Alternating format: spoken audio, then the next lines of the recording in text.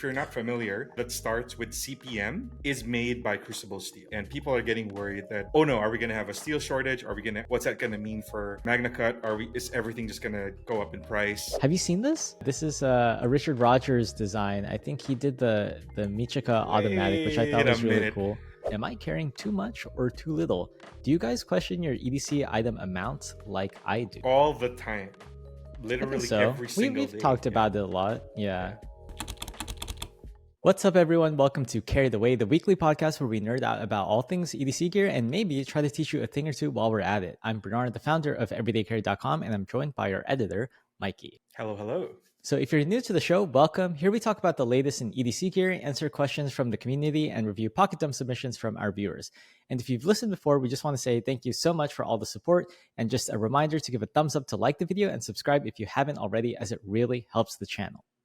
So we'll get into a pocket dump as we usually do. So Mikey, why don't you kick us off here? I have been having a terrible past few days, but today I'm very excited. Nope, nobody asked. Sorry.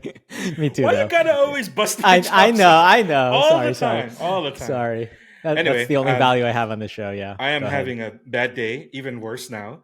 And but I'm cheering up a little bit because I got something in the mail that's pretty exciting. Yeah. I got the Exceed Designs Rampant. I got my copy. You've been pretty hyped on this thing. I'm glad you got it. Yeah. I have been pretty hyped about it for months. I've been hyping it up to you, and it's finally in my hands. We probably, by the time this episode has come out, it's already been in production. It's already been in our hands, and people are now able to get both this size, which is the AA version or the 14500 lithium ion version, and also a larger size, which is the R8, in a number of finishes in titanium and aluminum. And just to recap what we were talking about last episode, very innovative functionality. You just click to on, and then this little rectangle here rocker switch is a rocker switch that controls the brightness. So just and simple interface, double tap down for moonlight, double tap up for burst mode, and that's it. The double tap is really cool. Yeah. And there's even some hidden modes. There's like a tactical mode for it where it's always on. It always starts at burst for those who need it. But otherwise, super sleek, I really like the stonewash finish that they let us try. And probably the most innovative and most exciting interface I've had ever since like the other rotaries that I have, which is my favorite interface. Mm-hmm. And we are now spoiled for choice for AA sized flashlights. We were really excited about the Loop Gear SK03 last year. This is the same. It's a lot smaller, but it's also titanium, and we were pretty excited about this one when this came out. And recently, is also the SK0. It is a AA, huh? The SK03. It's a 14500 also. Yeah. Okay. But with the lack so of much that, smaller. Yeah. Yeah. Without the rocker switch, it's able to save a lot more space. So just compare the sizes. And also that came out last year, a much more simpler, and also one of my favorite AA lights. This is the Nitecore MT1A Pro. It's a 3-stage, very simple forward clicky light, and it's about the same. Sorry, I'm blocking it. It's about the same size as the Rampant. Almost, it's a little bit smaller, and it's a lot more affordable as well. So we're now spoiled for choice for a very underrated platform, I think. And underrated because it's easy to get replacement batteries. It runs on both the lithium ion higher voltage batteries and also regular AA's or your Eneloops, which are nickel metal hydride batteries. So really exciting. This really kind of made my day. I've been so excited to get this flashlight after seeing previews about it for months. And shout out to Exceed Designs, one of our favorite up and coming creators and makers in the space. How long have you had the Rampant? About 8 hours. Oh, okay. So I was going to ask, all day. I was going to ask, did it meet your expectations when you first opened it and handled it? Yes, absolutely. Okay. Fit and finish is great. The rocker button is really nice to click. And I like the little features he's also added where you can replace the TIR optics with a reflector. You have a choice of LED. You could choose between an SFT 40 and the Niche 519A, which is a really nice 5000K tint. I also really like that the clip is also adjustable. This whole back section is a rotating clip. It's a floating clip, so you can orient the clip aligned with the rocker switch, or you can twist it any other way. And it also comes in T8 screws, which is kind of like, thank God it's not a T6 screw, which are easily stripped. He Mm-hmm. used T8 screws for the clip. So a lot of really thoughtful features. The design is also very nice and understated. It's kind of like a standard um, thicker around the head and around the tail, and then tapers towards the middle. So it's a nice, gives you a nice grip. And I Mm-hmm. really like the fit and finish of the stone wash. What are your Okay. initial thoughts? Well, I was gonna wait until my pocket check, but since I already have it out here and we're talking about it, I'll just Mm, jump in then. My initial thoughts are, yep, that's an Exceed Designs like fit and finish, right? mm, It is a little bit bigger than I expected, but it's understandable given that it has this like new proprietary, like actual hardware rocker switch to it to yeah. impact the UI. Mm, But I think I was kind of disappointed with the actual tail switch in the back. It okay. is not as proud as I would like. And it's just kind of recessed just a little bit. So it is Mm, a bit hard for me to activate. And then once I do, if I activate using my thumb, like you might expect to with a knife like this, then I have to switch grip to underhand because holding an ice pick grip is not really conducive for the rocker switch. right. Right. So it's either you kind of need to. I don't remember if it can program like my last saved mode. I think it does. It saves the last brightness. Yeah. Yeah, so like if I just keep it on Moonlight forever, then that's maybe fine to just keep in Moonlight or in Ice Pick grip. But yeah, it feels kind of weird to like cigar Change grip grips. and then Yeah. re-grip to like change. Yeah. Otherwise, I might have to use my index finger for it. And Yeah. because it's Yeah. all like titanium, it's just like, I think there are trade offs. You know, Mhm. it's not like Yeah. if it were a proud rubber dome switch, then it's like Yeah. really easy to click. That's just not what this offers. So I Mhm. think just to set some expectations for people, um, That is I intentional, think though. He does mention sure, that it's intentional, that because a lot of accidental activations right, happen, so he really especially front deliberately. pocket. Yeah, Right. yeah. It Exactly. like I understand. It's just I think the use case for me is just yeah. I think I would deal with the potential accidental activation, which Mhm. is why something like this, obviously a way different light, but the light that we were carrying a little bit before this, the Mhm. Loop Gear SK03 Pro, like this just has like a physical lockout rotary thing. The 05, you mean? Yeah, the 05, sorry, the bigger one, just has physical lockout. So and the Nitecore EDC series, the newer ones have physical lockout as well. So it's just like a different, implementation of that. But with that said, yeah, I think this is pretty solid, and it's going to be living in my left side pocket for a while. Just because now, dude, it's so we're in like the middle of winter, I guess, or the beginning of winter, Yeah. and the sun sets at like 4 p.m. almost. It's like so sad, but yeah, I'll be using this for a bit. I do love the tint and the beam profile, all of that stuff. Before, if you guys aren't flashlight nerds, Mikey was talking about how you can change the optics from a TIR to a reflector, and he Mhm. likes the tint of the niche. Like all of that is kind of just to describe the output quality of the light itself, and there are different components that factor into that. So if you're Mhm. not a flashlight nerd, maybe it kind of went over your head, but that's sort of what Mikey was nerding out about. Yeah. Um, but yeah, this is we've talked about this on the show for a while, and now we finally have it in our hands. So that's in our rotation. Um, Yeah. do you have anything else you want to finish up on your pocket check update, Mikey? Yeah. I was just balancing out the new thing with some older stuff. Pulled out an Mhm. older watch from the vault. This is the Tag Heuer Formula One Blackout. This is the last.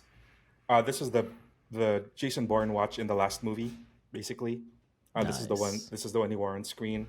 And my one of my oldest knives. I believe this is the first expensive one that I purchased. This is the Dragonfly 2 in ZDP 189 steel that they don't make anymore in British Hmm. Racing Green. So super lightweight. Still one of my favorite Spyderco knives. Really nice. Really nice in hand. I had it fixed because I kind of ruined the blade on it, but I had it acid washed and given a mirror polish. I don't know if I can catch that on camera, but Cool. um, yeah, there we go.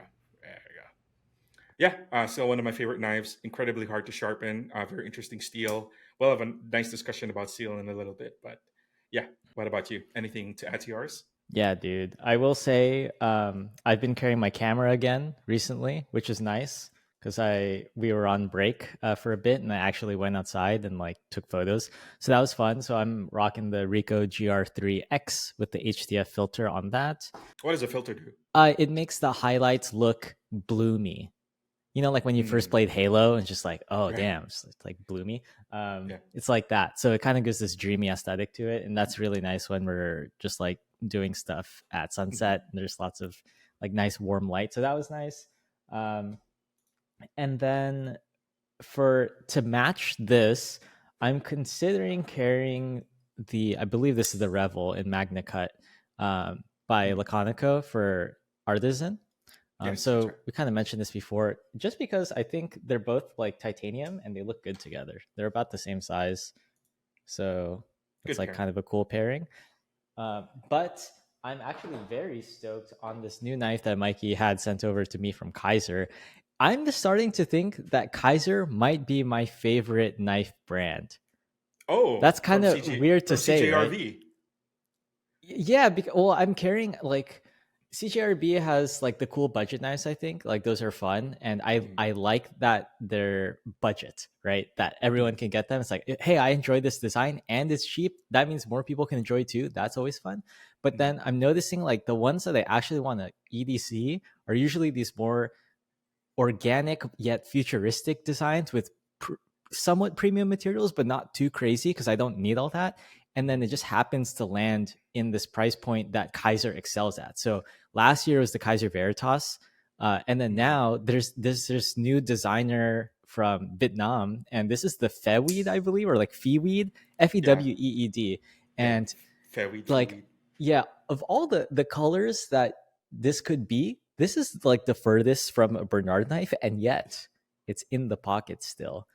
And it just has it has a harpoon blade. It's like kind of like a polished black S45 VN, I think. Oh, And then that's it the has polished DLC. That's really nice. yeah, polished DLC is so cool. And then it has these like anodized blue hardware on the thumb stud, but the thumb stud is like a triangle, not quite a triangle. And then it has like this cool like geometric backspacer contrast as well. Oh my gosh, Bernard feature. yeah. And then it has 80s camo carbon onlays. They're not quite flush, but and then it's like frame locks. It's just really cool. It's just such a cool knife, and the harpoon blade also has like the front flipper. So it kind of reminds me of the Kizer Veritas that I was into before, the front flipper action, and it's just so nice. It's also I think sub 3 inches, so Nice. again, just a good size, interesting shape, interesting materials, finishes, contrast. I just love all that. So this one has been in my pocket recently. I haven't really put it through too much use yet, especially compared to the Revel, but that one's exciting. And then I was telling you offline that it kind of reminded me of the OAO, just like the combination of the yeah, titanium which plus I also onlays. liked. Yeah, Yeah. exactly. So not too Yeah, so surprised that it's a it kind of and the OAO is a bit chunky because it's like an integral. It's a bit bigger and it's like so expensive that I'm kind of freaked out about using it. right. This one kind of like brings everything down a little bit and combines some stuff that I liked with other Kaiser knives, which is cool. And then I guess this has always been in my pocket, or not always, but like since around Christmas time.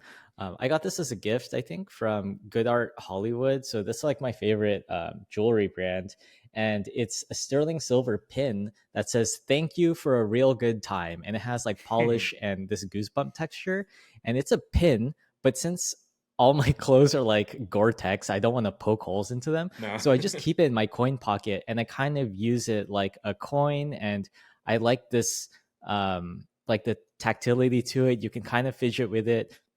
It has like an edge on it, and then just like different textures on the front, and then this whole like back section with the pin. I don't poke myself with it or anything. And then lastly, it just says "Thank you for a real good time," which is kind of a cool like thing to remember. Just like this, having this reminder of like gratitude in my pocket all the time. And it was just sent from Good Art Hollywood, which is cool. They sent me stuff a long time ago, and then recently I bought a lot of their jewelry because I really liked it. Talked to the owner Josh, and I got one of these in the mail, unexpected. So that was cool. So Nice. that's been in my pocket as well for past couple of weeks. And I think that wraps it up for my pocket check. I'm still in the phase of like deciding what will my setup for the year be. And I think it might be fun to try to make something that matches this, because this is so far different from what I own. That is my kind of knife. I mean, the colors at least, yeah. Oh yeah, and one last update. Sorry. Wait, one last update. I have this on bracelet now. So my Grand Seiko SBGY 011 spring drive manual wind, 40 millimeter. Yeah, it's I put it on the bracelet again just because it was on strap for a while, and then I started thinking like, oh, I want another thing, and then I just decided like I'll just scratch the itch by like changing how it looks, and then I think that'll be fine. So that's where I'm at.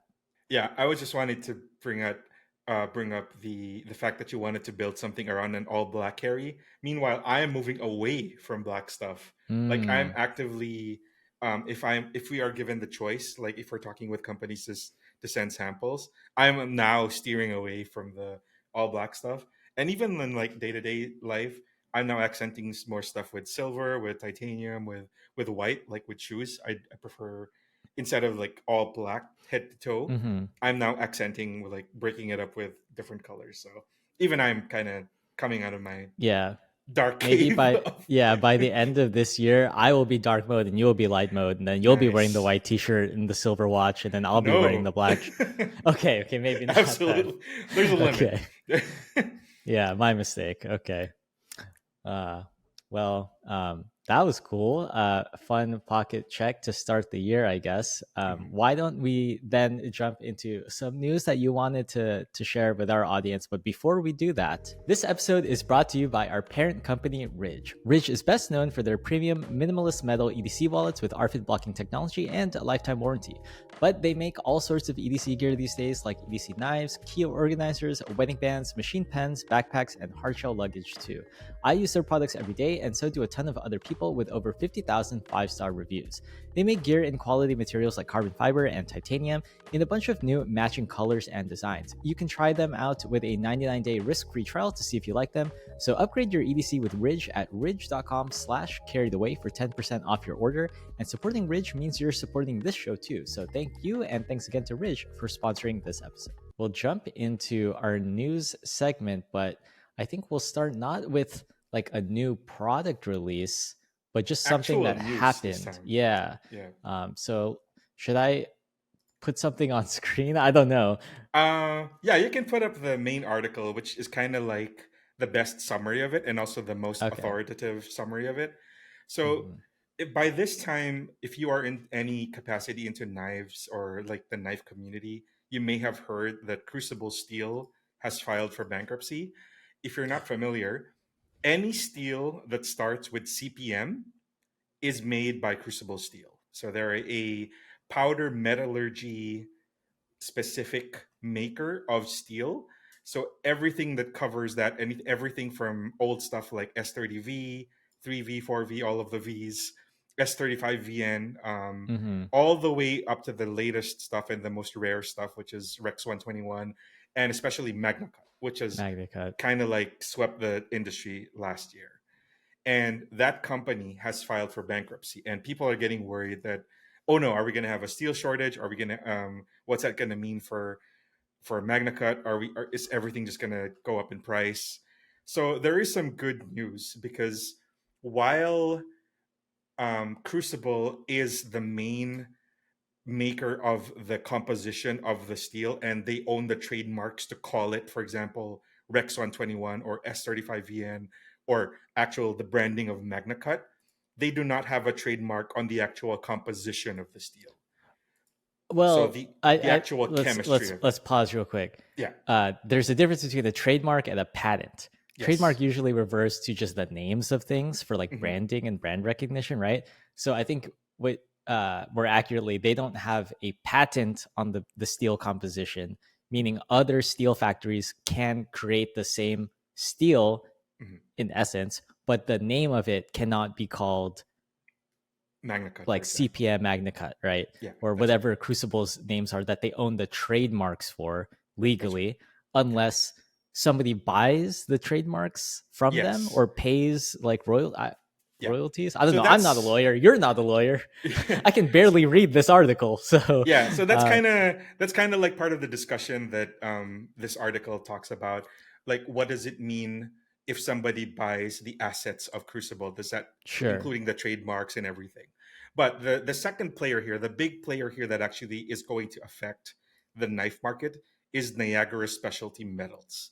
So what they do is they take the product, the main steel itself, and they do the hot rolls, the anneals. They cut it down to the sizes, and that is used for the knife industry. So a lot of it, most of it goes to Niagara Specialty Metals. They've made an announcement already that they did try to buy the trademarks, I believe. There's a whole other process here, like a few other companies, including another name out of France, which is Aerosteel. They're another maker in Europe who tried to buy the Crucible assets, but I don't think any of those has panned out. So what happened is the end of the story for now is Niagara has placed an order from Aerosteel and from Carpenter Steel, which is another maker, for a big order of all of these steels, number one.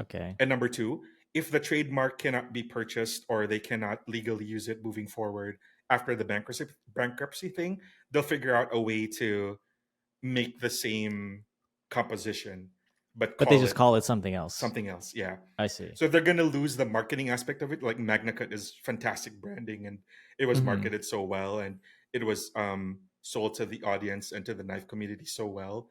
So we don't know what the world of knives is going to look like without that branding, if you call it something else.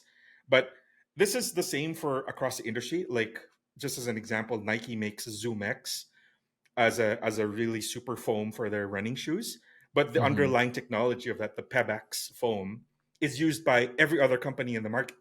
It's just that Nike has marketed theirs as like, the marketing has become a big part of it.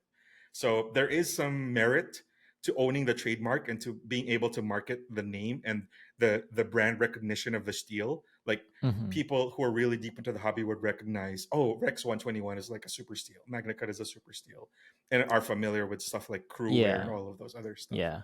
So the knives aren't going away. The steel isn't going away. It's going to survive as long as Niagara survives. I think the bottom line here is Niagara needs to stay in business. And so maybe I will try. I'm going to be honest, like, this is not really what I keep up to date on, especially in the knife world. Okay. So I'm going to play the person who might be listening to this who is not maybe a knife steel nerd or somebody who reads knifesteelnerds.com, and I'll try to see if I understand the situation. So there is a company that makes the base material steel named Crucible, who makes the steel in good composition for a lot of pocket knives that are popular in the market, most notably recently CPM MagnaCut. They are going out of business, right? But there is a company that doesn't make the steel but buys the steel from them and then turns it into stuff that's thin enough to be used for pocket knives, right? And that company is Niagara. So then Niagara wants more of this steel from Crucible, who's going out of business. But they can, if that happens, if they go out of business, they can just buy the steel, not specifically from Crucible, but from other factories who make the same kind of steel as Crucible. The only difference is, even though it's the same steel, like the actual material properties of it, it can't be called the stuff that Crucible would call it because of trademarks. So there's no patent, meaning anyone can make the steel, but not everyone can call it the brand name version of it. That's right. So ultimately, there's a possibility that we have the same steel in our pocket knives so that like everyone will still have access to the equivalent of MagnaCut, we the just won't be able performance to and technically call it CPM yeah, Magna Cut, and we'll have to call it something else. that's right. So I see. Okay. Yeah.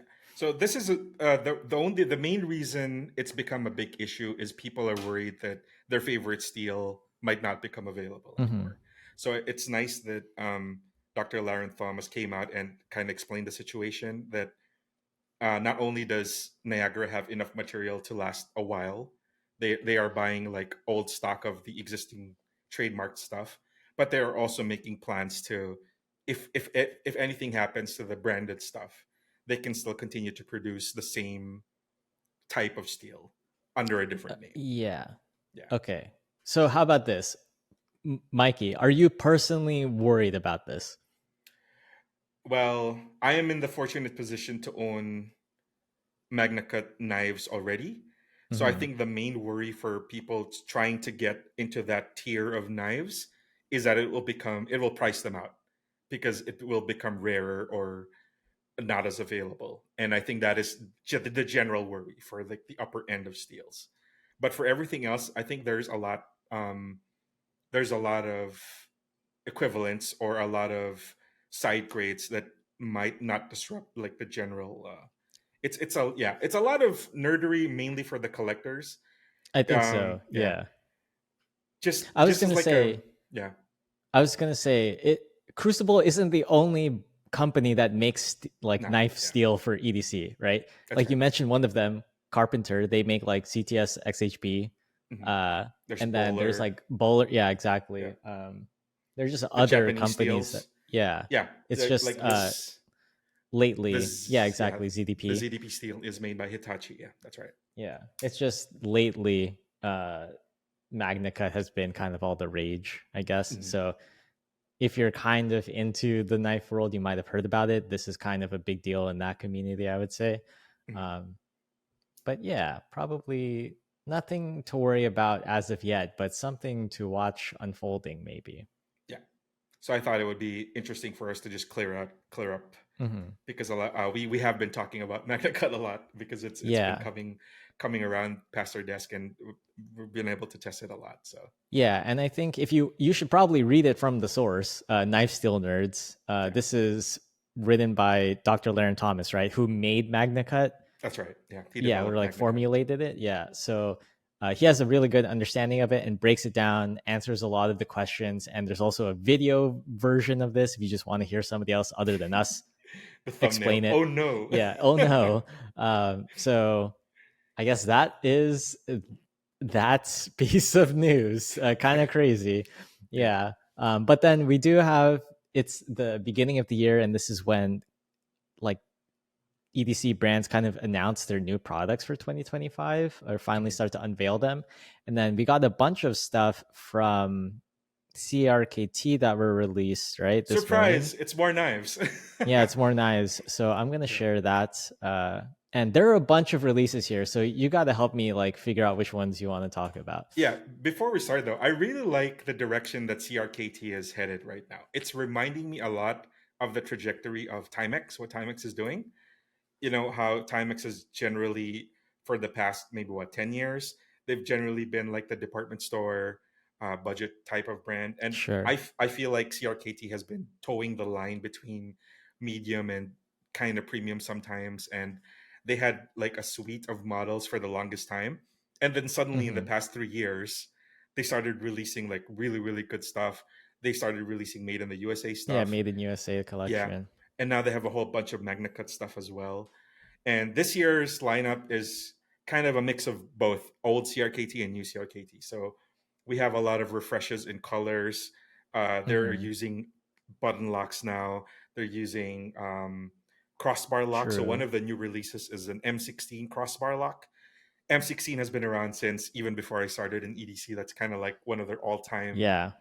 classic models, and it's I believe traditionally it's been a liner lock, and now it's in an ambidextrous crossbar lock. So just Mm-hmm. taking their one Just of their classic, modernizing their classics. exactly, Yeah. yeah. So keeping the catalog fresh, I think I respect it. I like that. Crossbar lock, of course, is a lefty favorite as well, since it's truly ambidextrous. That's nice. One of the releases I'm also excited about, the Provoke EDC. just to walk back my statement earlier, is now in an all black version. I don't know if you can find. Yeah. I think it's like closer to the bottom here of the new release. I think you might have scrolled. No, I skipped it. Sorry. Yeah. There's the Provoke EDC here in black. So yeah, when you first, if you guys don't know this, the Provoke EDC, I keep saying go watch our interview with the person who designed this, Joe Caswell. He's right here. He's very interesting story, very brilliant mind. And now he brings us the Provoke EDC in all black, because before I have this one where it's blue. Yeah, I have the same one. Yeah. So it's a bright electric blue, and now it's a little bit more discreet. And he did, we did have to kind of edit out of the podcast. He did mention, he probably wasn't supposed to, that he told us early that this was going to come out. So we had to wait on that info. Dude, I don't even know if this is the one that he's teasing. Because he made it sound like... Thing. That's a different thing. Okay. Yeah, so there was another thing, and there was this thing that he was like, we can't talk about that yet. We have to wait until January. But yeah, so it's January. Here it is. If you've been waiting for the Provoke EDC like I am, and you are curious about the morphing kind of organic way that this opens, it's a truly unique knife really opening mechanism. And the EDC version is a straight drop point versus the normal karambit of the Provoke. I really recommend this if you are wanting to check anything out in the CRKT catalog. This is one of the ones to check out, I think. Yeah. So that's one of them. Another exciting one from the new releases. There's so many here. I know.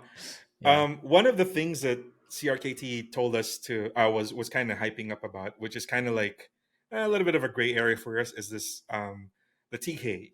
I don't know if I'm pronouncing his name correctly. Brian Tighe. I would have said Tighe. I don't know. Tighe. I could be wrong. Sorry, Mr. Tighe.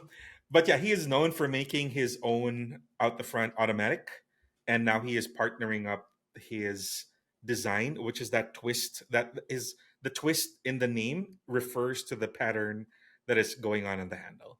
Oh, is it? Okay. Yeah. So he's now releasing a Magna Cut OTF for CRKT, partnering up with them. So that's kind of exciting. Unfortunately, it's not going to be legal for a lot.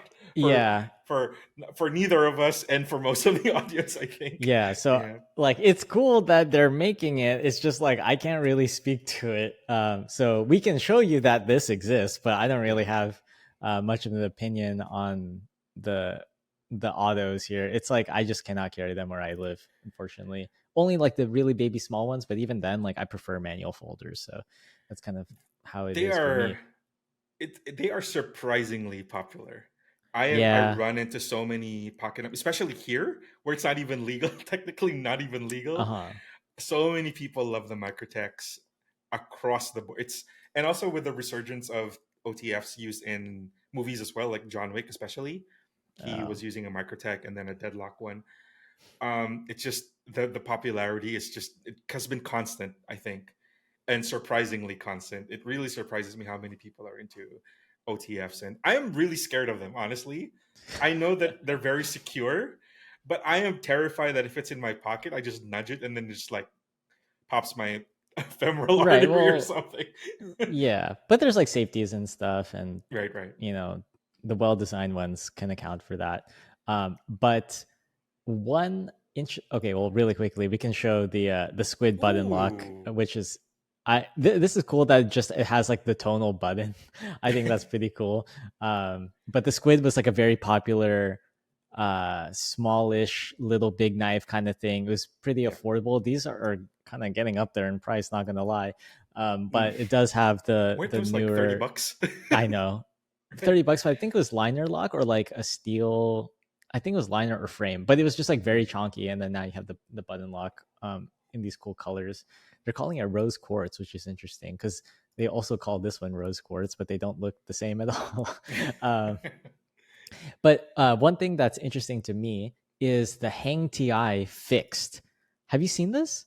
Yeah, this is I scrolled past it. Yeah. This is a Richard Rogers design. I think he did the Michika automatic, which I thought was really cool. Now you're excited about a fixie? What is happening? Because so a couple episodes ago, we had a question that somebody asked, like, what are the benefits of fixed blades versus folders? And then my whole spiel was like, I don't think that fixed blades are useful for EDC. And I was gonna say Sam the pirate. Raven the pirate. Raven the pirate left an insightful comment, and then also another listener, Mike. They were just giving examples of how like small knives, fixed blade knives are not the big bushcraft knives that you might know them to be. There are a lot of more modern, smaller, like really compact EDC focused knives, and there are benefits beyond just like the applications of bushcraft survival stuff that I was talking about. So I'm trying to keep a more open mind for the potential of them in my own everyday carry. And I think the biggest barrier for me was just like the size. and the carry, like the sheath situation.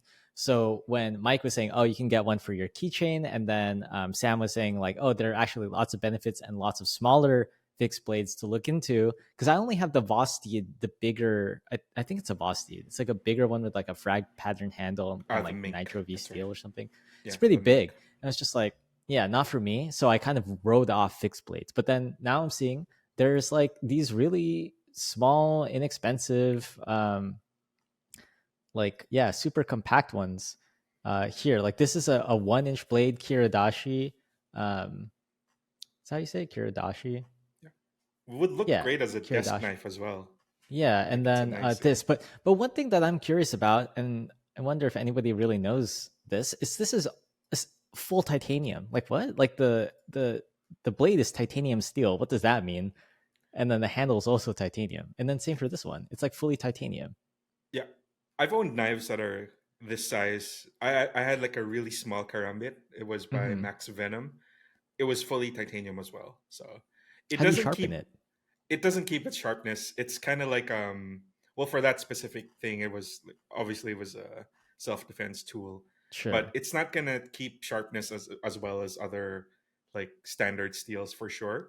But I think they're mainly number one, the premium collectability of it, the anodizing that you can do with it, and I mean you can still resharpen it, and it's not gonna be too hard because you just have like a tiny sliver of an edge. I see. Yeah. Yeah, So if you're just these are opening like boxes an and inch stuff, long. Yeah. All right. So yeah, so the use of titanium, I think, is just to add to the appeal of it outside of the cutting ability. It's just you add the anodizing to it, you add the properties of titanium, the lightweightness of it and stuff. Yeah, really cool. Yeah. So there is a lot of releases, and we're gonna see a lot more, because I think by the time this episode airs, I'm like on a plane or something going to Vegas for SHOT Show, and I think I'll have a day at SHOT Show, and I'll try my best to see as much as I can. It'll be a really packed schedule for me. I don't have as much time as I did like the previous years, but I'll try to make it work and share some cool stuff with the community. So I think that's a good amount of news to start. We can Lots jump into we can jump into our questions for the week. Okay, so we're going to start answering some questions from the community, and if you want your questions answered on the show, every Monday on Instagram at Everyday Carry, we're going to post a story where you can submit questions like this, and then you'll have a chance for us to yap about our answers on the show. So thank you for those who submit. I see a lot of new askers here, so that's really exciting, and I'm excited to jump into some of these questions. Why don't we start with this question from Optimum Pardon? They ask, what's with the coins? Why are they so popular in the EDC community? And most likely, this person is not talking about just like spare change, but they're talking about the idea of, I guess they're called challenge coins more traditionally in the like military world, and those have then made their way over, like many other things with a military history, into the EDC culture. So I think originally challenge coins were kind of given to people in the military that sort of it kind of like identifies what group they're part of, right? And then also completing challenges, hence the name. Well, yeah, but what is the challenge? It's like, do you have your coin on you? And then you show that you have the coin, right? Yeah. Yeah. Or no, they're also like commemorative stuff, like if you joined a certain regiment or you completed. Oh, sure. Yeah. Yeah, I was thinking like the challenge of the actual coin. Yeah, and then like if you don't have it, then like you have to do something. But You have to buy a drink or something. yeah. So I think that's kind of where it came from. But then when you think about just a coin, like this isn't even really a coin, but sometimes I'll get EDC knives, and in the box there will be a coin that commemorates like who the designer is or the brand that made the knife, for example. And people like to collect those. They just have like a really big collectability factor, I think, because you can get them in all kinds of designs and materials. And there's also that fidget factor that I was talking about, that you could just keep in your pocket and do that. So I think there are just so many different reasons why they might be popular in the EDC community. I wouldn't say it's just like a single thing. What is your take on it, Mikey? Do you carry Yeah. a coin? I used to. I used to just have fun with the John Wick coin. Speaking of John Wick, that there's a currency in the universe of John Wick where they use coins to specify services and acts of payment. So there's a very specific coin that they use in the movie. But yeah, so it stems from the whole challenge coins that started in the military, of course. Mm-hmm. And since it's a form factor that it's pocketable, it's a coin, obviously. It's a pocketable thing that gives you some space to put a design on it. It's become a kind of like de facto memento slash emblem slash totem slash. There's a bunch of stuff you can put on it, and Mm-hmm. I've seen a lot of cool implementations of it. Past few years, there was a really popular decision coin where it's on one side there's a yes, on the other side there's a no, Oh, okay. and there was a bunch of like memento mori designs. There's a whole company that makes some really cool fantasy ones called Shire Post Mint. We'll put a link to that. But Mm-hmm. they make some really cool fantasy coins, like shaped like the moon or shaped after on-screen coins from fantasy movies like Lord of the Rings and Game of Thrones Mm. and stuff like that. So there's a lot of since it's like a small collectible, pocketable thing, it's become a nice platform, and it looks good with the rest of an EDC. If you take a look at some pocket dumps, that's why Sure. he's probably seeing them a lot, because people like to put in the community I was talking about that I just joined, a bunch of the subgroups start making commemorative coins for their region. Like there's a Cebu Flashlight Geeks coin they're just being made now. There's a Manila chapter. Yeah. It's kind of just I like think of it a kind of like a membership bumper card. sticker. It's like, Yeah, or yeah, yeah, it's like a bumper sticker for your EDC photos so that people know mm, that like, you're a part of this group, or like, exactly. Yeah, right, like a vanity plate kind of thing. That's kind yeah, of what it exactly. reminds me of. So it's a way to sort of also signal your affiliations, I guess. Yeah, So there it and plays into the personalization part of your everyday carry. the last aspect of it, I think, is the manipulation aspect of it. Just to go back to Right. our friend around Square, he makes some variations of a Deadeye coin, which is kind of like based on a worry stone, which is there is an indentation for it that you can run your thumb over to kind of like relax your nerves. He makes some variations of that kind of coin. So there is some also tactile aspect to it. There is a memento aspect to it. There is the commemorative, the group, the vanity thing. So a lot of Mm-hmm. stuff, and a lot of that is combined into this whole coin in a cottage industry of Mm-hmm. coins and commemorative stuff. So yeah. Yeah, but I would say it doesn't really have the overt functionality that you would expect. No, So yeah, so if you're unless it's an expecting like, actual currency. yeah. Yeah. But like, yeah, if you see a coin, you're like, oh, I wonder what that does. Is it like, do you use it to like turn screws? And it's like, probably not. No, no. Probably no. It's like not for that. Um, It's but for the gram. it's still fun.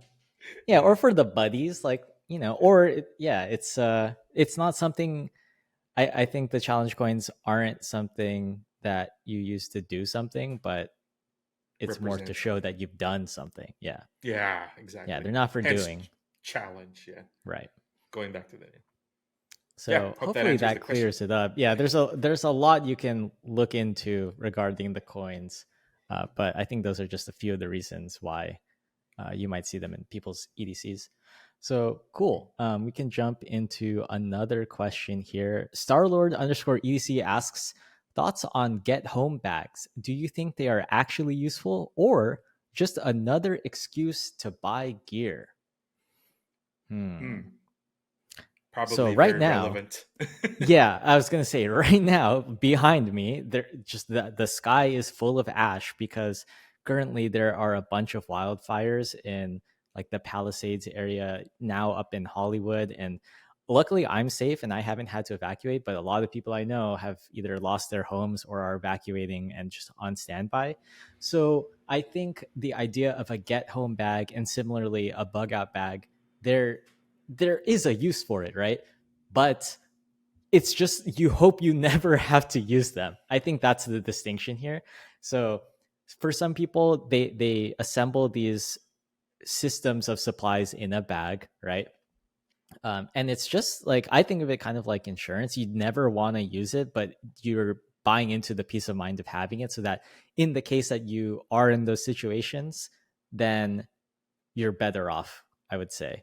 And I guess really quickly, like the difference between the get home bag is those are generally shorter term bags that are filled with supplies for, like what, 1 to 2 days or something when you're away from home and you want to get home.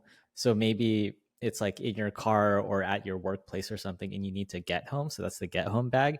And then kind of the inverse of that is the bug out bag or the bailout bag, where you start from home and need to evacuate for a longer unknown period of time. So like think 3+ days, and that's going away. So those are just the different, kind of setups and what they're for.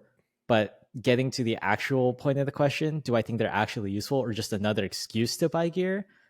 That really depends on, I think, what you value in terms of preparedness. Because some people like only care about the day to day. Some people care only about worst case scenario. Yeah. What do you think, Mikey? As usual, there's kind of like broad spectrum of Yeah, stuff. If you're nuance Yeah, in my hobby? nuance. No, that's not allowed. Yeah. Yeah, so if you're living in a fairly safe environment, if you're living in a condominium that's like insured and everything and very Sorry. unlikely to get burned down or stuff like that, you're Uh-huh. probably thinking that it's a little unnecessary. But then if just as an example, if you live in the middle of Tokyo, which is like earthquake central, Mm-hmm. the citizenry are encouraged and are actually handed out emergency earthquake bags just in case, because it is a reality that they have to face. So it's really boils down to your day-to-day life, to your day-to-day needs, to level of risk that you're exposed to. It's probably going to inform what goes into either your get home bag or your bug out bag. If you're like a hiker, you're always constantly on the move outdoors without any signal, get home bag is probably going to be high on my list of priorities to Mm-hmm. pack. And then optimizing it like the rest of EDC, optimizing that to something that you can still carry on you with your hikes, but still not weigh you down in case you do need to, in an emergency, run home or get into an accident or whatever. And same with the bug out bag. I have just described myself of living in a condominium in a fairly safe space, so I haven't rebuilt my bug out bag. But previously, in previous places I've stayed, they were prone to flooding or earthquake. Floods, yeah. I have a number of friends who have got flooded, like their entire house got flooded, second floors and stuff like that. So it's been really bad, and they do regret not having prepared for it previously, and it's happened multiple times. So yeah, it is something I talk to about with them, and we talk about the stuff that can go into it and the types of things that would go into it. So it can be as detailed or it can be as simple as water, extra underwear, extra socks. It can be as simple as that, and you can Mm-hmm. get into like definitely get into the deep end of it, like putting tourniquets in there and rations and MREs and whatever. But yeah, ultimately it's going to depend on your risk factor, the lifestyle that you lead and everything. Yeah. Yeah. So I think that I like that you're mentioning it doesn't have to be like an insane setup. It could just, Yeah. you can start small and there's like a range depending on sort of what you expect. I'm sure there are people out there listening to this who's like, well, actually, no, it needs to be these things, and like fine. But I think in the scope of this question, where Sarlord EDC is posing this dichotomy, I guess, of actually useful versus another excuse to buy gear. I think it Mhm. might be an excuse to buy gear if you're buying things that are like super disproportionate to what is likely to happen in your area, or like, for example, you prepare for everything, maybe like earthquakes and tsunamis and fires and all that stuff, but like you're not living in a place where any of those are likely to happen, right? Then maybe it's just like you're buying stuff just for this like fantastical what if situation. But then for some people, like imagine the people right now who are up in the mountains that need to evacuate, like wildfires might be something they actually have to account for. Same with earthquakes here in Southern California, right? I think if you're buying into that, then it's not so much like just an excuse to buy gear. I think there is some value there in having that preparedness. And again, some people just value the peace of mind and hope that they never have to use these things. And I think this can apply to not only these emergency sort of things, but even like, you know, personal protection, stuff like that. Just insurance on, you know, just stuff in general, right? That's kind of how I see it. But yeah, I don't think that they're like a gimmick or anything, but they might not be for everybody, and not everyone might think about that. So I think it also, yeah, like you're saying, just depends on the person, the risk tolerance, all that. I would also encourage people who are thinking of building one. There are some nice resources at ready.gov. They I've been following them over the years. They provide resources about disasters and emergencies, like emergency numbers. And if you go to ready.gov/kit, they provide like a checklist of stuff that could go into either of these types of bags, and just to give you ideas of where to start and what you would possibly put into one. And I think if you check on Amazon, you can also buy a lot of pre-built kits. But yeah, again, it's gonna depend on your lifestyle and your situation and what your needs are. And if you have a family, even, it's another factor. True. Yep. Yeah, if you need to bug out of a house, burning house, and you have to carry your kids' stuff with you, would be great if you had a How duffel do you bag do with that? emergency kits for everybody, right? So, Yeah. yeah. Yeah. And then I guess one last resource is our Discord. We have a bags channel, and people discuss about how they're building their setups. So that might be a little bit more enthusiast level discussion if you want to join there. Yeah. Of course, there is that aspect of. I think he's also asking, like, there is an aspect that you can glamorize about all of this stuff. You can buy like a super ultra tactical bag and like a super advanced flashlight to put into it, rather than just like a hardware store special flashlight. But yeah, that's, I mean, you know, levels and nuance, Right. of course. Yeah. Yeah. So you can go overboard with everything. Yeah. Yeah, but we'll leave that to the viewer or the individual as an exercise. Like, we're not like, what are we going to tell you? We're these two guys on the internet from So hopefully that was insightful, Star-Lord EDC. I think we'll jump into our next question then. So bekind_nerd1 asks, am I carrying too much or too little? Do you guys question your EDC item amount like I do? All the time, literally every single we've day. Talked about it a lot. Yeah.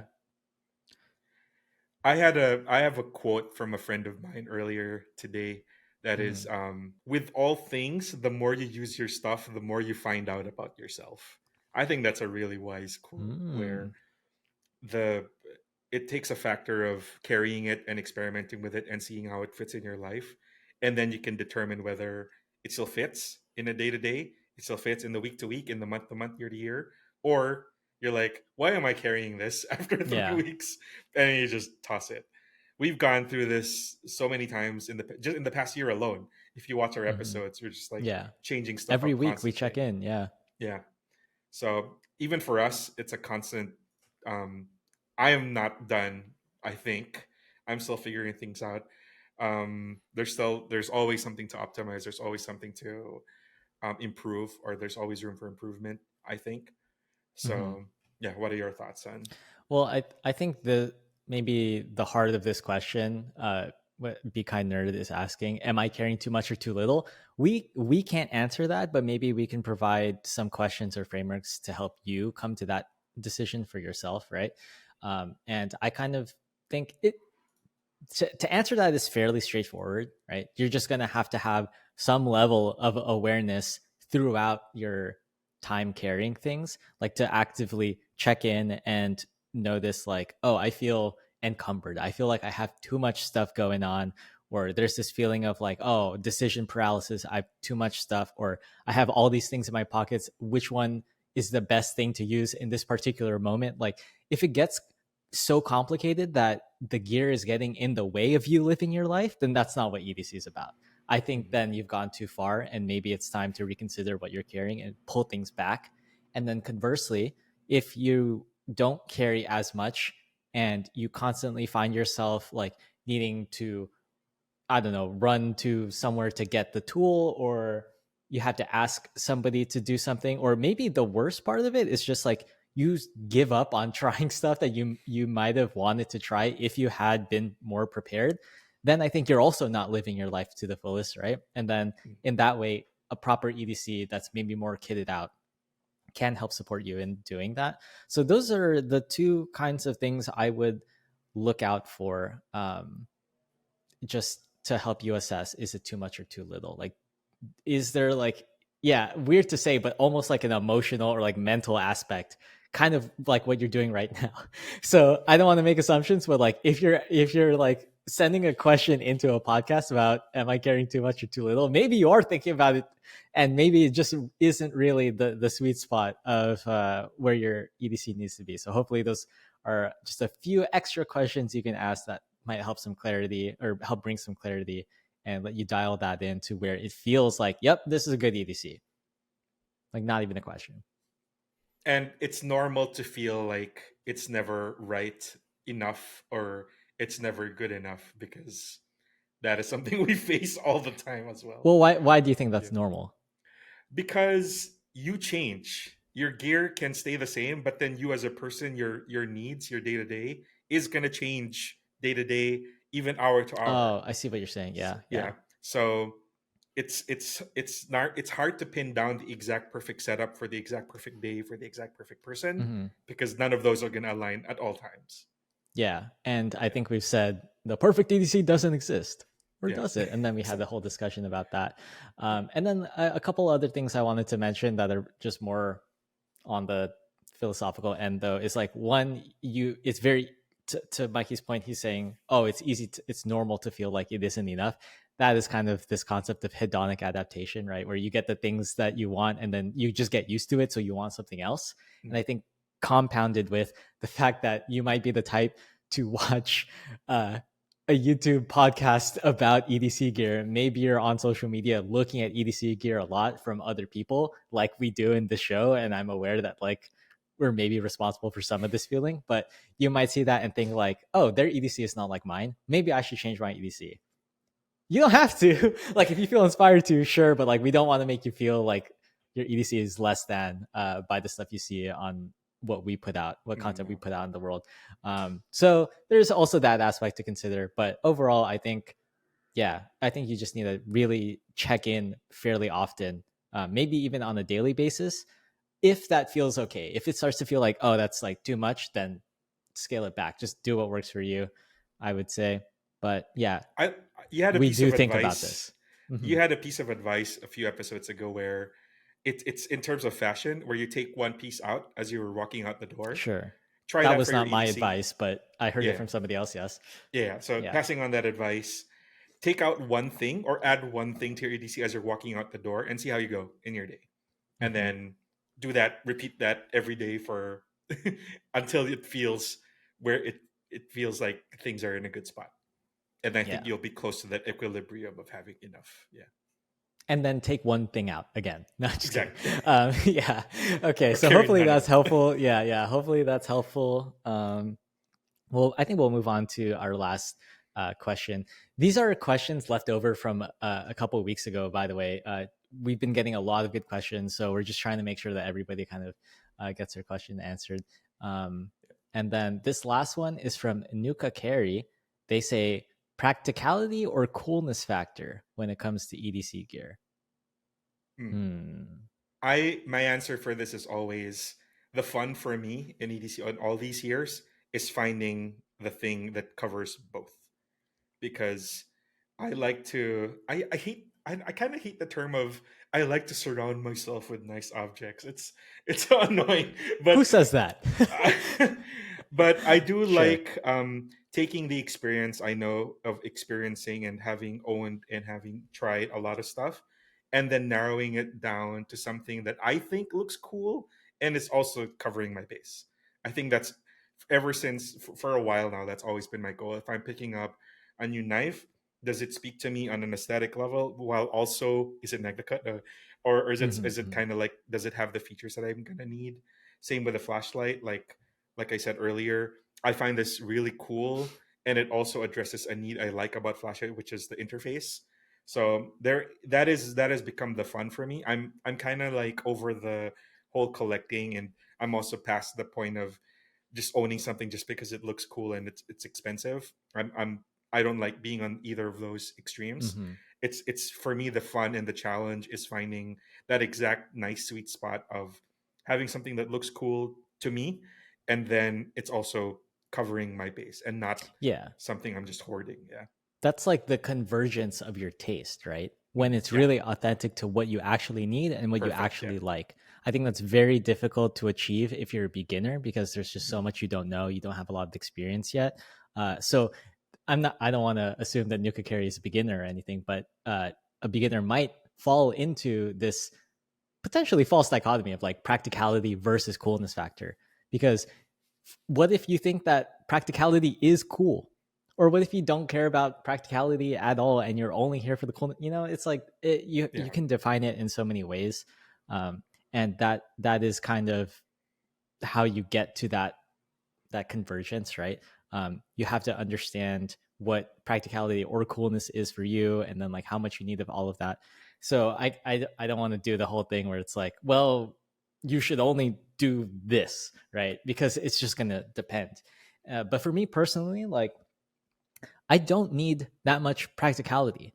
I don't need to optimize for practicality, I think, because I just am aware of the base of what I need. And then the rest of the enjoyment that keeps me in the hobby is the coolness factor.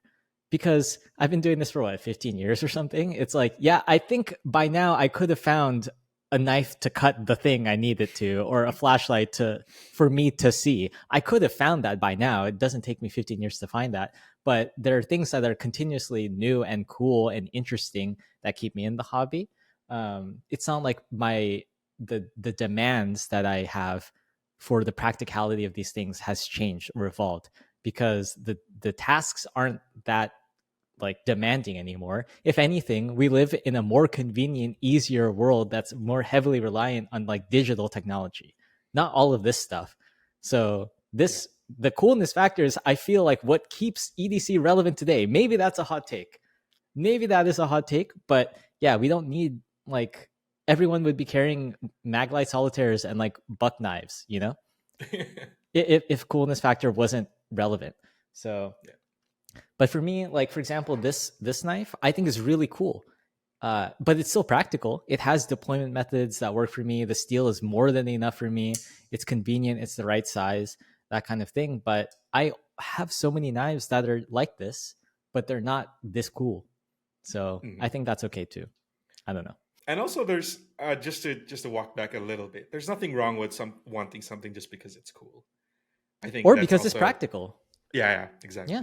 And we see EDCs that do both. Like, some people that are the extreme end of the collector, they're enthusiasts, and yeah, there's going to be the base practicality, but they have all this if you know factor, like Mikey likes to say. But then there are other people who want the no fuss, just like cover my bases, and I take pride in that. These are super practical. I can beat them up. I've carried them for years, and they're not expensive and they're not precious. And that is also valid. Like, that's also sick. So that is actually the perfect segue to get into the next section for the community EDCs, because we have a balance of exactly one and the exact other, and it's kind of like an interesting take on both sides. Okay, because I don't know which side is what. Right, and I've seen both of these EDCs, so I guess we'll jump into it then. And it's also both people we know and have been in the game, in the EDC game, in one way or another for the longest time. So it's going to be an interesting look into that. Okay. So I think we'll start with one from Watches of Espionage. Does that sound like a good idea? Okay, cool. I picked one from an article that Mikey shared, and we'll have that linked below. But Mikey, why don't you tee us up? Who is Watches of Espionage, and what are we kind of looking at in terms of this EDC? Yeah, so Watches of Espionage started out an Instagram account. He is a former CIA case officer who has been working the globe as technically a spy, basically. And he started an Instagram account because there was a convergence of his interest and the history of watches in his profession and in the military and all of that associated convergence of worlds, and plus the hobby of and plus the whole industry of watches just became an interesting topic. His Instagram blew up. He now has a whole website and a YouTube channel and whole Cool. products and everything associated with it. But he reached out to us on Instagram, which is really, really cool.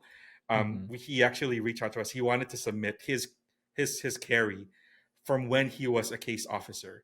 And I think it's a really good insight into the mindset of what goes into his carry, because when you think of spy, you're thinking Jason Bourne, you're thinking James Bond, you're thinking Jack Bauer, all of these super spies you see in Hollywood and how it's portrayed and glamorized and fetishized almost in Hollywood.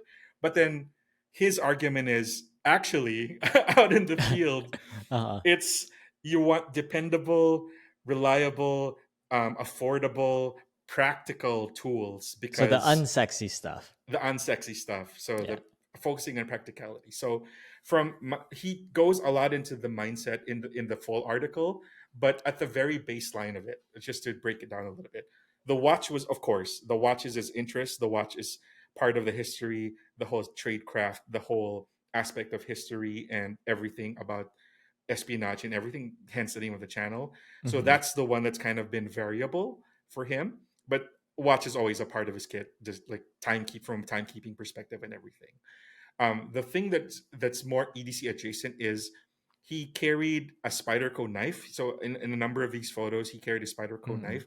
He mentions in that article that he does carry more fancy blades now. He has like a particular, like for Emerson knives or half face blades.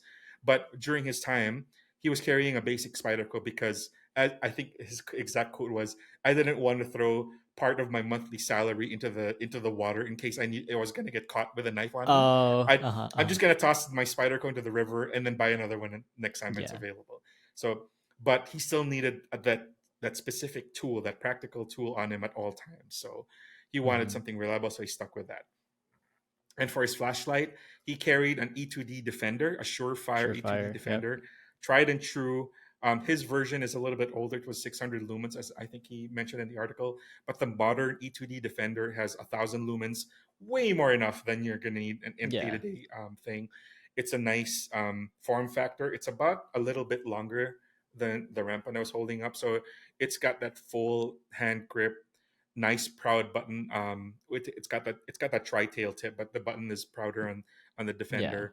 Crenellated bezel. He pointed that out because in case he needed to break a car window, get him out of a jam, and that convergence of it basically is all of the features he needed out of a flashlight. And then his last major item he mentioned was, cash is king, he said. Yep. So he always, to cash this and day, credentials, baby. Yeah. To this day, he carries always at least $300 of cold, hard USD on him. Anywhere in the world, it's a fair currency. Anywhere in the world, that's enough to get him home for the most part. And plus, get him out of any situation, bribe someone, whatever.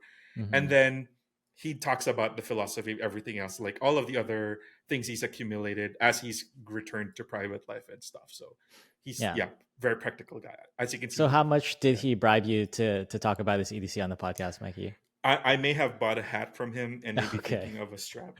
Okay. And here's an example of the challenge coin, by the way, right? Like the little collectible coin thing. Yeah. So he carries like a small. Oh yeah, he also said that he carried one of the photon keychain flashlights on his key fob, and so he's got some like quirky stuff as well, like mini Tabasco holder. So and also a watch, by the way. Like he's got a Breitling on. It's like extremely legible.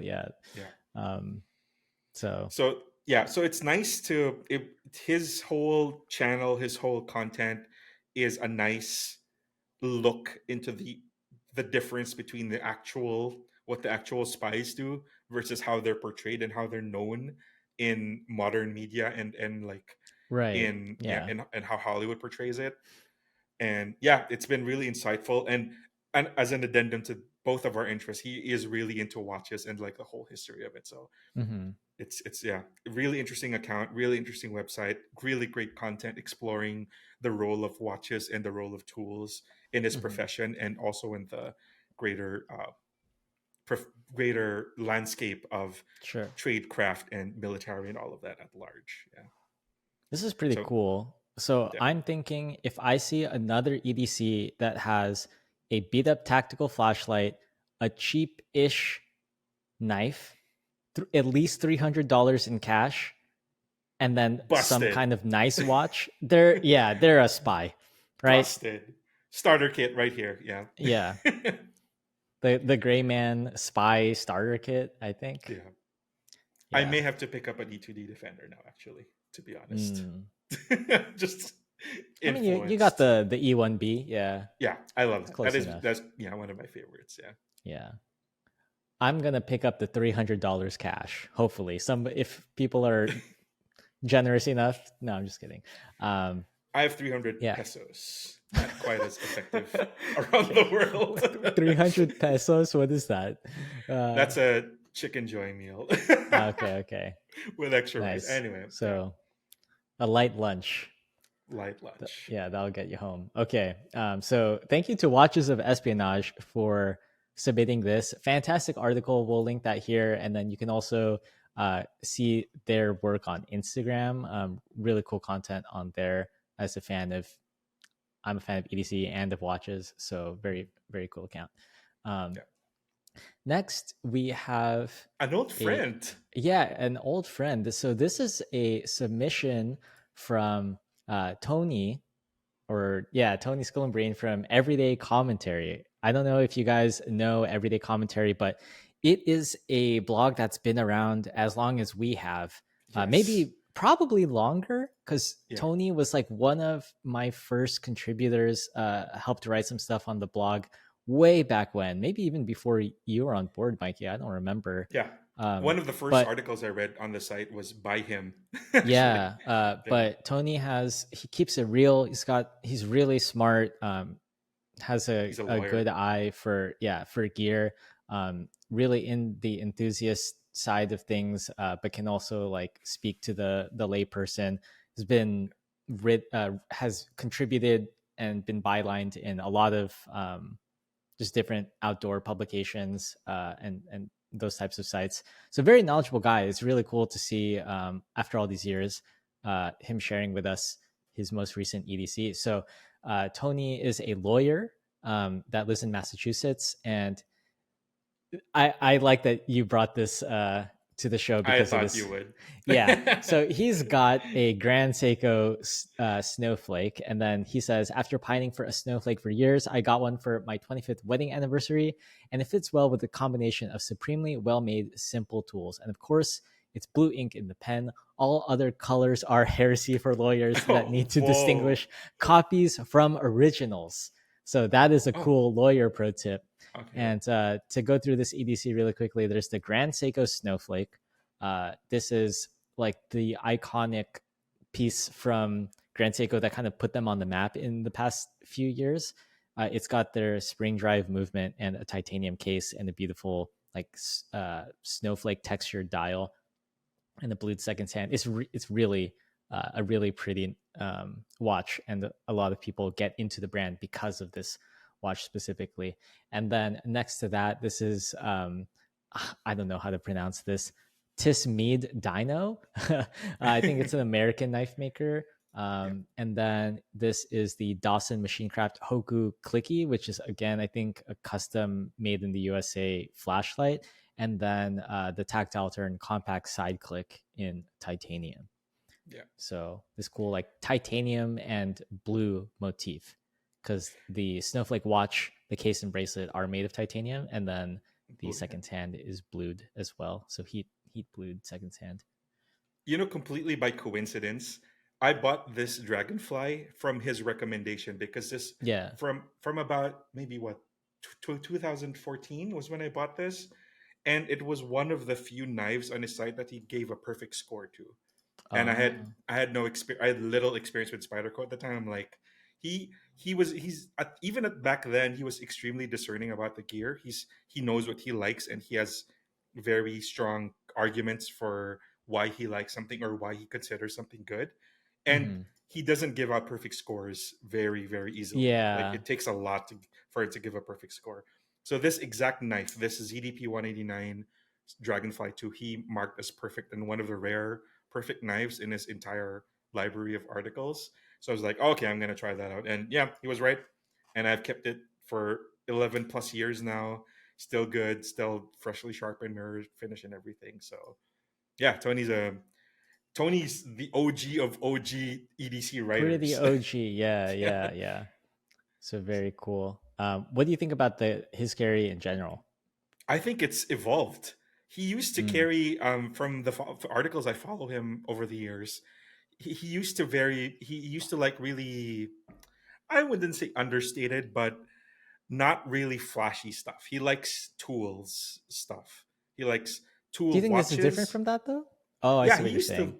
he used to like Zen stuff. He used to like marathon watches. Mm. So the Grand Seiko was kind of a surprise to me. So I thought you'd like that. Hmm. Um, he also liked he didn't like the flashy flashlights. He Yeah. didn't like the more ornate or the more intricate flashlights before, from what I've seen.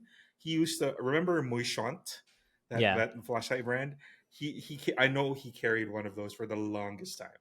So this is kind of like a little bit more elaborate than I would expect from him, but Mm. probably for a good reason. Like I said, he knows what he likes, and he's very discerning about the features that go into his tools. Tactile turn side click, I can't, not no notes. That is Yeah. almost like a perfect pen. That is absolutely amazing machining and everything we know from Tactile.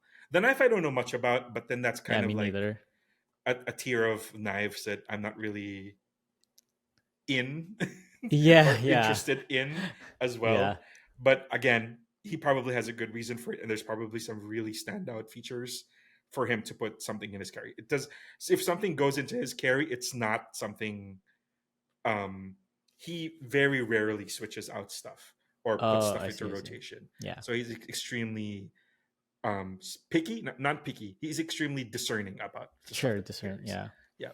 Yeah. So there's probably a good reason for all of these to be here. Yeah. Hmm. Yeah. And I appreciate how it's like fairly compact, pretty refined, and just well made stuff. It's either made Mhm. in USA or made in Japan, Yeah. with high quality materials. And yeah, it's nothing too crazy. He's a lawyer, right? So uh, kind of looks like it would fit on the job, nothing too crazy. So a nice EDC. And also kind of like an if you know you know, and kind of like deserving of a status of somebody who's been in the game a while, like that. It's very it's that tier of stuff that it's a bit yeah, I keep going back to the discerning. It's a bit more elevated stuff than the usual stuff you see, so to be expected of somebody who knows their stuff. Yeah, and one thing Yeah. I would like to appreciate is that like I didn't know this knife maker or this flashlight brand, Mm, but then it's cool to be put on by somebody who's like very enthusiastic about their gear, very good discerning, point. right? And then you find and discover just a little bit bigger world of gear out there, right? Yeah. And then for me, it's like I'm into pens and watches, so I recognize Tactile and I recognize Grand Seiko, and I have them on my desk right now or on my wrist, right? So Mm, there's like some of that too, and it's cool that he got into his first Grand Seiko, whereas maybe that's something that I would have been into before. And it's just it's just like cool to see um, kind of the next level of like enthusiasm for these types of products with these types of people, and especially to see something coming from somebody who's been passionate and into the EDC world since as long as we have, if not longer. So thank you to Tony from Everyday Commentary for this submission. If you guys want your EDCs featured on the show, you can submit it at everydaycarry.com/submit, or go to the homepage and then there's a little link at the top of the nav bar, or you can send us an email and that will be in the show description. as well. But I think that just about wraps it up for today's episode. So if you made it this far, thank you so much for listening. Hit the subscribe, share with a friend, and follow us on socials. And if you want to be part of our EDC community, feel free to hop into our Facebook group or Discord server for more real-time discussion with other EDCers. And lastly, if you have any feedback for us or questions you want answered on the show, you can shoot us an email at podcast@everydaycarry.com. So thank you so much for listening to Carry the Way. I'm Bernard. It's Mikey. And until the next one, peace.